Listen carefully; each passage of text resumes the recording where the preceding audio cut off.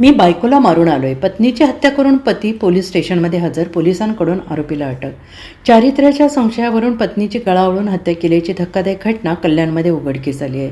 आणि या घटनेनंतर आरोपी पती पोलीस स्टेशनमध्ये पोहोचला आहे.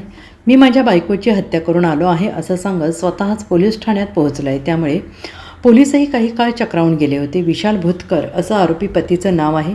नाशिक येथील सरकारवाडा पोलीस ठाण्यात एक व्यक्ती आपल्या भावाला घेऊन आला होता आणि त्यावेळी त्याने पोलिसांना सांगितलं की माझा भाऊ काय बोलतो ते तुम्ही ऐका. त्यानंतर पोलिसांनी विशाल भुतकर याची चौकशी केली असता त्याने धक्कादायक कबुली दिली. माझ्या पत्नीशी वाद झाला होता. त्यानंतर मी कल्याण येथे गेलो. उंबर्डे परिसरात ती राहत होती. तिथे तिच्या घरी जाऊन मी तिचा गळा ओळून खून केला असं विशालने म्हटलं आहे. आणि ही कबुली ऐकून पोलिसही काही काळ हैराण झाले. विशाल सांगत असलेली माहिती खरी आहे का याची खात्री करण्यासाठी नाशिक पोलिसांनी तातडीनं कल्याणमधील खडकपाडा पोलीस ठाण्याशी संपर्क साधला. त्यानंतर खडकपाडा पोलिसांनी एक पथक विशालने सांगितलेल्या पत्त्यावर पोहोचले असता घरात एक महिला मृतावस्थेत पडलेली आढळून आली. मृत महिलेची ओळख अर्चना भुतकर अशी झाली आहे.